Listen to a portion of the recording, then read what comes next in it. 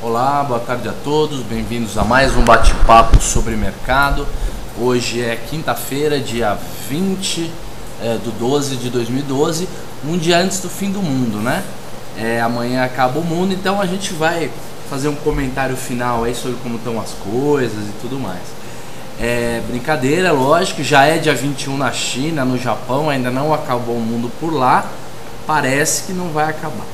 De qualquer maneira, gente, as notícias não estão boas nesse final de ano. As notícias econômicas, as de mercado até que tudo bem. O mercado tem um comportamento meio próprio, meio antecipa as coisas. Não está tão mal assim, mas as notícias econômicas são notícias ruins. Por isso, inclusive, que o nosso mercado aqui não está tão ruim, mas de qualquer maneira caiu. Como é que tá o vídeo, TG? Então, o TG tá dizendo que o vídeo tá ok, então eu vou deixar meu rosto mais alguns minutos, depois a gente muda para uma outra tela. Olha, tem um monte de notícia, mas a gente vai dividir, né, as notícias em 3 ou 4. Primeiro, notícias sobre o Brasil. As notícias sobre o Brasil, elas dizem respeito sobre o PIB desse ano, o PIB do ano que vem. Elas dizem respeito também sobre a inflação do ano que vem, elas dizem respeito também um pouco à taxa de juros, elas dizem respeito a preço da gasolina, né, para o ano que vem, e elas dizem respeito também sobre problemas de infraestrutura, apagão de energia elétrica e tal. Então esses são os principais tópicos aí das notícias brasileiras, e esse é o drive, isso é que dirige o nosso noticiário. Vocês sabem que a gente tem 2 tipos de bolsa no Brasil, a gente já brincou sobre isso semana passada. A bolsa que não depende do governo, não depende muito de inflação nem de PIB, que são as empresas de varejo, as empresas que não são de commodities, que não dependem também tanto da regulamentação do governo. Essas empresas continuam indo bem e não dependem tanto, não estão tanto ao sabor do noticiário. As outras aí elas sofrem muito por conta de noticiário, e é isso que a gente tem visto.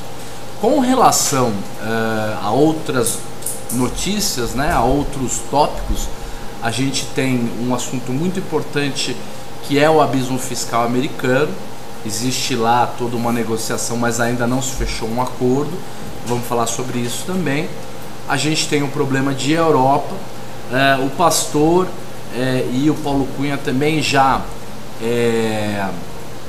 colocaram alguns comentários e alguns tópicos aí pra gente comentar. Então daqui a pouquinho a gente vai comentar as colocações aí do Pastor e do Paulo Cunha.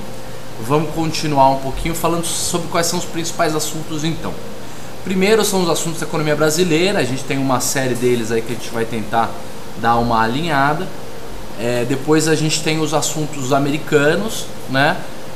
A economia americana vai bem, mas existe esse impasse para a votação do abismo fiscal. Eu vou até tentar explicar mais ou menos o que é isso para quem ainda não conseguiu compreender.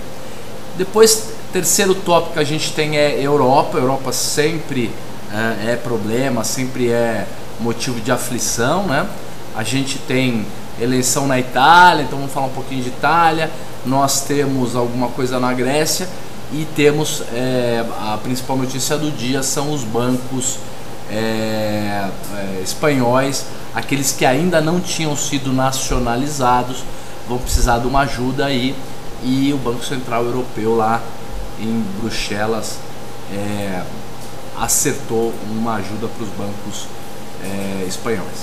Depois a gente tem notícia de Ásia, China, esse tipo de coisa. Não tem muita notícia essa semana, a não ser que o minério de ferro continuou subindo um pouco mais aí no começo da semana, agora já deu uma parada. Então eu acho que as notícias são basicamente esses tópicos que a gente vai aprofundar um pouquinho mais. Seguinte, o Pastor, ele está fazendo a seguinte pergunta: Roxo, qual a sua expectativa para 2013, em especial para Petro, Vale e Fibria? Então vamos tentar dar uma ideia para ele. 2013 a expectativa de crescimento do mercado, dos economistas, é de 3,3%, crescimento do PIB até setembro do ano que vem. A projeção para o fim do ano, né, para o ano de 2013 fechado, é um pouco acima disso. Esse ano a gente errou todas as estimativas, todas as previsões. Prever crescimento econômico é algo quase impossível. Então, na verdade, é só um drive, é só uma expectativa de segundo as variáveis atuais que a gente consegue estimar e consegue isolar. A gente acredita que o PIB pode subir 3,5% do ano que vem, mas qualquer pequena mudança de cenário, positivo ou negativo, isso muda completamente. Muito bem, dentro desse cenário de crescimento de 3%, 3,5% do PIB brasileiro, para Petrobras, Vale e Fibra, isso não muda muito, porque elas não dependem muito do crescimento. Vale e Fibra são empresas completamente exportadoras de commodities, dependem de preços internacionais, então elas estão muito mais ligadas à economia internacional e economia chinesa, europeia, no caso de papel principalmente chinesa. E eu não sei qual é a pauta de exportação da fibra, mas também deve ter muita coisa para a China, então a gente é bastante indexado à economia chinesa e à demanda chinesa. Então não depende muito da economia brasileira, vai depender da economia mundial. Acredita-se que a dinâmica econômica chinesa continua positiva e com toda essa eficiência que vem mostrando nos últimos anos, sempre superando expectativas e sempre surpreendendo positivamente. Acredita-se que o ano que vem ainda é um bom ano para a China, então nesse sentido Vale e Fibra talvez melhorem com relação ao que tiveram esse ano, porque foram anos muito difíceis. A Vale foi um ano péssimo para a Vale, né? A Petro já é uma empresa estatal, né, ou quase estatizada, digamos assim. Muito dela depende de decisões políticas.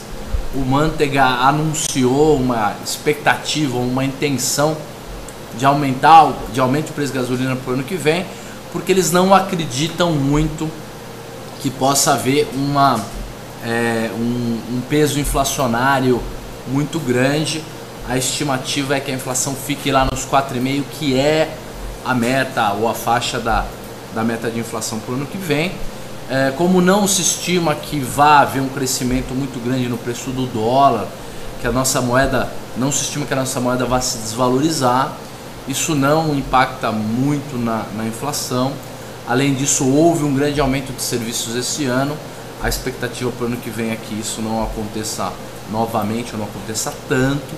Então, por isso que o governo brasileiro pretende deixar a gasolina subir, como ela já deveria ter subido esse ano. Mas, como diria os políticos, né? O meu avô, que era político, falava muito sobre isso.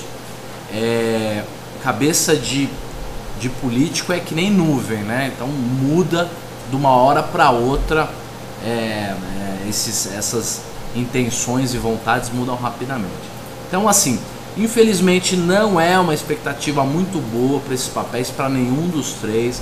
O ano que vem a gente ainda tem bastante crise. Não é uma sugestão de venda, mas eu também não acho que ninguém deva vender o carro para fazer termo desses papéis, porque se eles subirem vai ser principalmente por uma notícia nova que a gente não consegue ainda detectar no nosso radar, porque as cartas que estão dadas hoje, a expectativa é que a gente não tenha grande aumento de exportação nem nada disso, certo? O Paulo Cunha tem algumas perguntas e alguns comentários. A primeira delas é: boa tarde, Roxo, você já comentou sobre a venda da Nise? Então, na verdade, Paulo, a notícia não é exatamente essa. A notícia é a seguinte, tá aqui, ó. A ICE, né, que é a empresa que comprou, a compradora, ela comprou da NYSE, da Bolsa de Nova York, a Euronext, que é a bolsa, é uma bolsa europeia de propriedade da NYSE, entendeu? Então é diferente. E a ICE já tem, por exemplo, ela é uma das donas da CETIP aqui no Brasil, e ela já tem negociação na Europa, mas são negócios complementares, então na verdade não é nada tão absurdo assim. Ninguém comprou a Bolsa de Nova York, não. Na verdade, a Bolsa de Nova York vendeu o braço europeu dela para um grupo que já está lá na Europa, que já tem mais complementaridade. Não sei se tem tanta sinergia, mas tem mais complementaridade com o negócio. O Paulo Cunha ainda comenta: eu li no Infomoney que a venda da NYSE é um indicativo de decadência do mercado de ações e uma ascensão da Bolsa de Futuros e Commodities. Olha, eu não sei se esse negócio especificamente dá todo essa percepção, né? De qualquer maneira, a gente tá com as bolsas de ações, né? Digamos, não tão boas no mundo inteiro, mas a pior bolsa do mundo nos últimos anos é a brasileira, né? Todas as bolsas asiáticas estão no topo histórico. A bolsa americana já se corrigiu, esse ano ela subiu bem. Por mais que agora tenha esse impasse todo por causa do cliff, né, do problema tributário americano, isso é passageiro, né? Então acho que não dá pra gente concluir que as bolsas de valores, né, de ações estão em decadência. Não sei se é exatamente isso. O que eu percebo como um agente do mercado financeiro, uma pessoa que está no mercado financeiro há muito tempo, é que houve uma grande diminuição de investimento, de contratação, houve muita demissão, houve uma diminuição muito grande do mercado financeiro como um todo. Vocês veem que os bancos todos na Europa estão acabados, os bancos na Espanha estão quebrados mesmo. No Brasil a gente teve a quebra de 7 bancos, está havendo uma grande consolidação, apenas algumas instituições por méritos próprios têm crescido. Então o mercado financeiro como um todo está bastante complicado.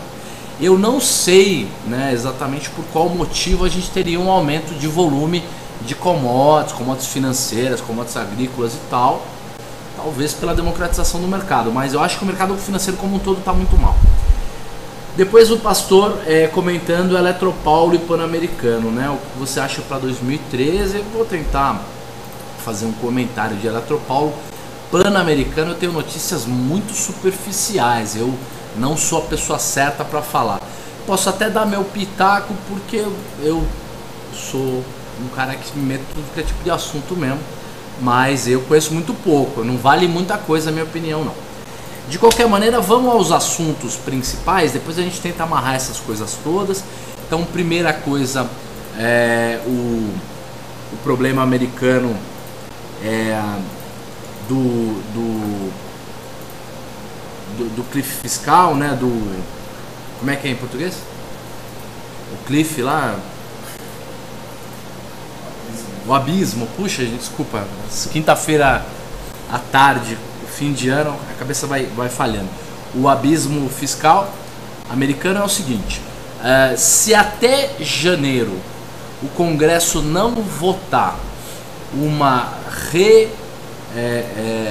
reforma, uma mini reforma ou uma alteração no que está planejado em termos de mudanças fiscais para os próximos anos, principalmente grandes mudanças fiscais que já estão aprovadas e planejadas para janeiro, vai haver no ano de 2013 um aumento em impostos e diminuição de benefícios num valor próximo de 600 bilhões de dólares, tá? E então isso pode gerar uma recessão americana, isso pode gerar uma depressão mesmo. Ninguém sabe quais seriam os resultados, e aí tem uma briga no Congresso que hoje tem quase uma maioria republicana, enquanto o presidente é democrata, e isso está gerando um impasse muito grande e uma briga negocial muito grande. O presidente do Congresso, que é republicano, já se alinhou um pouco com o Obama, mas ainda está longe de chegar a um acordo. O projeto que o Obama levou para o Congresso para eleição já foi completamente alterado. Eles já têm um projeto lá na Câmara, um projeto republicano que eles estão chamando de Plano B. Enquanto o Obama queria que os impostos para os ricos começassem a aumentar a partir dos 250 mil dólares por ano de renda, isso vai subir para $1 milhão. Os republicanos já aceitariam algo como 500 ou 600 mil dólares, uma coisa assim, mas de qualquer maneira esse plano que os republicanos estão sugerindo para ser aprovado é quase um Frankenstein perto do que foi levado para o Congresso para ser votado, e o que foi levado não foi aprovado. Então o grande medo é que se perca tudo que foi feito até agora, que tem que se começar do zero, e aí não vai haver tempo hábil para essa votação antes das medidas serem entrarem efetivamente em operação, né? Começarem a valer, né? Essas medidas fiscais todas de austeridade. Então tem uma briga, um braço de ferro aí do governo republicano, e isso é uma coisa universal, né? Toda a oposição, ou uma boa parte das oposições durante a história toda, fazem esse tipo de jogo, que é o jogo do quanto pior melhor, né? É um jogo de terra arrasada para que o governante que está na situação perca a eleição, e aí é uma tentativa de melar o jogo, né? Então a gente vê isso na Itália, a gente vê isso nos países europeus de maneira geral, a gente está vendo isso agora nos Estados Unidos, para não ser muito generalista, né? O segundo assunto é o assunto brasileiro, a economia brasileira. Eu não vou repetir tudo que a gente vem falando nas últimas semanas com relação ao quanto o Brasil, de maneira geral, é ineficiente perto de quase todos os outros países do mundo. A gente em eficiência está para trás do número 60, 50 e tantos. Então, semana passada a gente falou muito do problema de educação, do problema da gente estar próximo do pleno emprego, no sentido que a gente não tem condições de rapidamente aumentar a capacidade produtiva do Brasil. Isso é o pleno emprego. É quando todas as pessoas realmente capacitadas estão empregadas e gerando inflação de serviço, inflação de mão de obra, e quem não está empregado ou quem está subempregado não tem capacidade para assumir essas novas necessidades econômicas aí, que não são mais plantar, colher, bater prego, esse tipo de coisa. São coisas um pouquinho mais complexas e avançadas. O problema do Brasil que a gente vai falar hoje é um problema que apareceu aí com mais força, ou pelo menos foi o que foi ressaltado na última semana, que é o problema de infraestrutura, né? Então a gente está com um problema grave de apagão de eletricidade. O governo quer diminuir o valor da conta de luz para diminuir o custo dos produtos e a conta de luz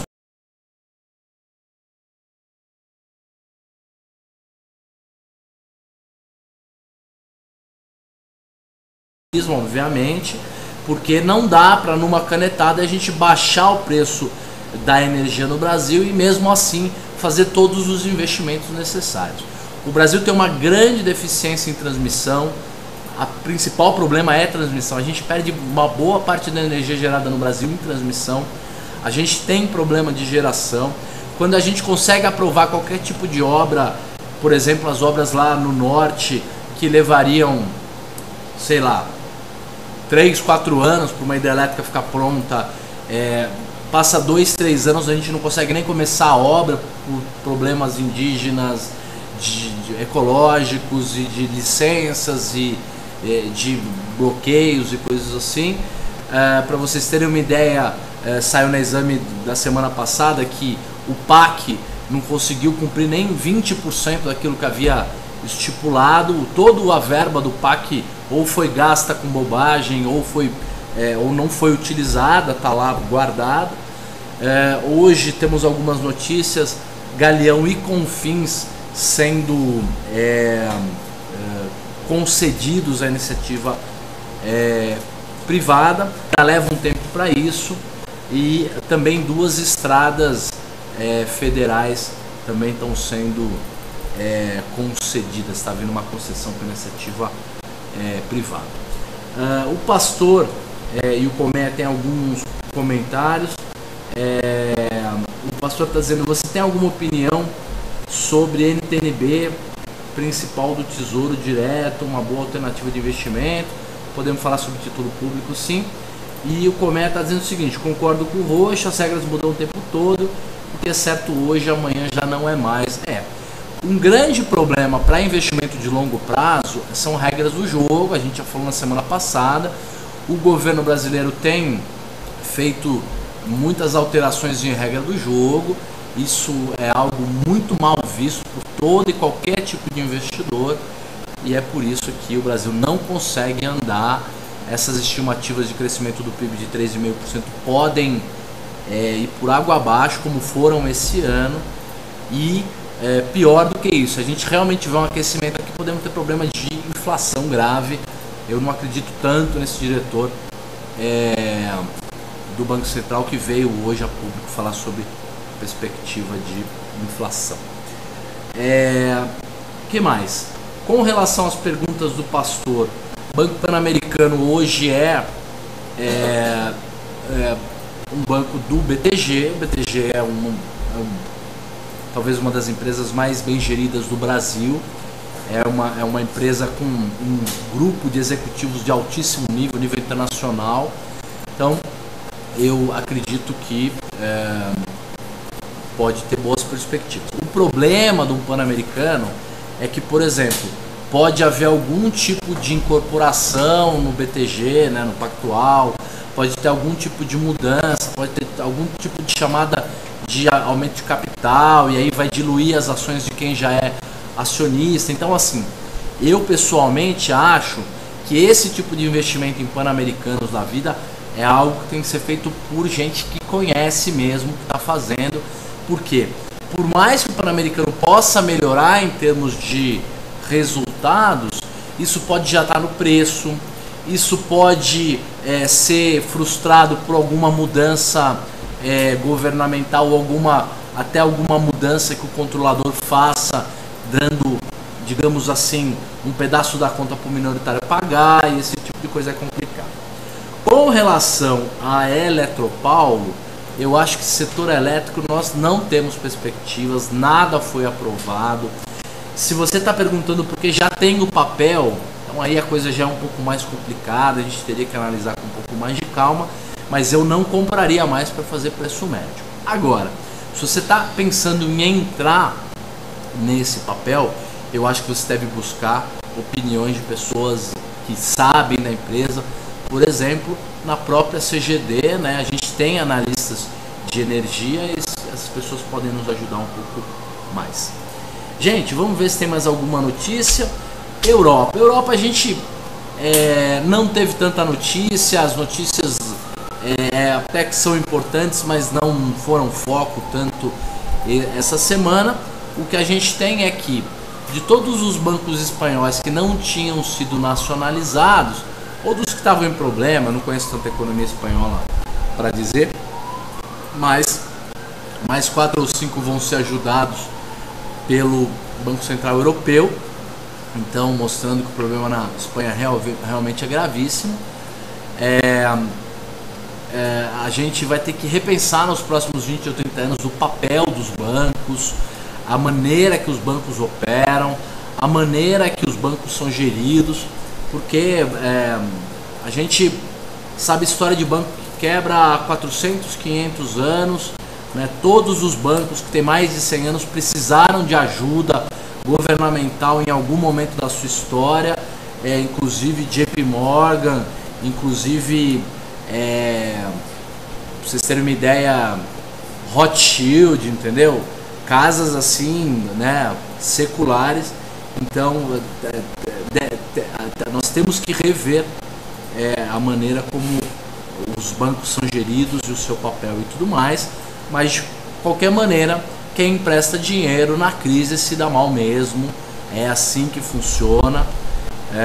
O grande problema é que as empresas SA, sociedades anônimas, né, os sócios não têm responsabilidade. Como os bancos não podem quebrar, porque aí a economia inteira vai para o buraco, a gente acaba dividindo o prejuízo. É um papo meio comunista, né, mas é a verdade, né?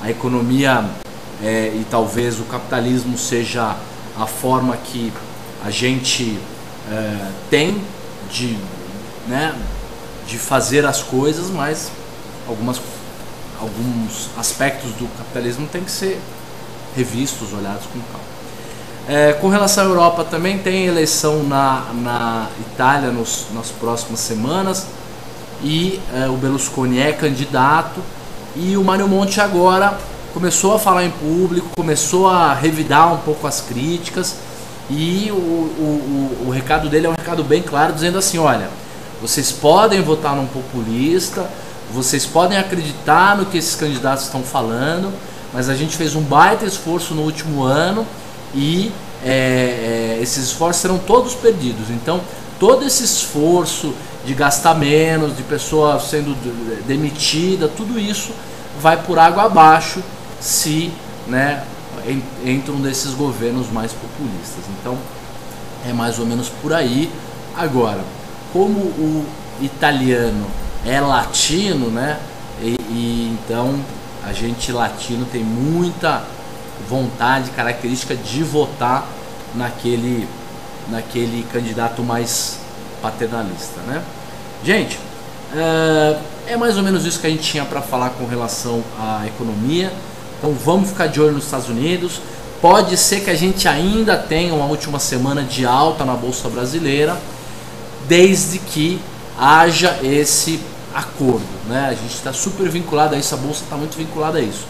Se não acontecer, em algum momento em janeiro vai haver um acordo, senão a coisa realmente fica grave. Então, o cenário ele é um cenário cinza, no sentido que a gente não consegue enxergar muito longe, nem daqui a algumas semanas. Então, entre ficar comprado e vendido, eu prefiro ainda ficar comprado, mas a gente tem que tomar bastante cuidado.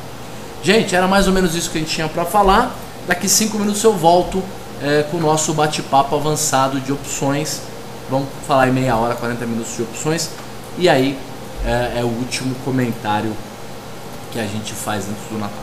Gente, um abraço para todo mundo. Quem não for acompanhar o bate-papo de opções, um ótimo Natal para vocês. Quem não for muito religioso, aproveita, né? Fazer festa, pensar na vida, descansar e tudo mais.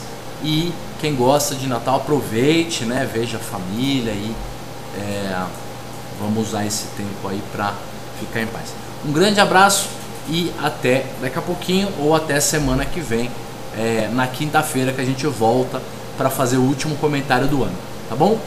Um abraço e até lá.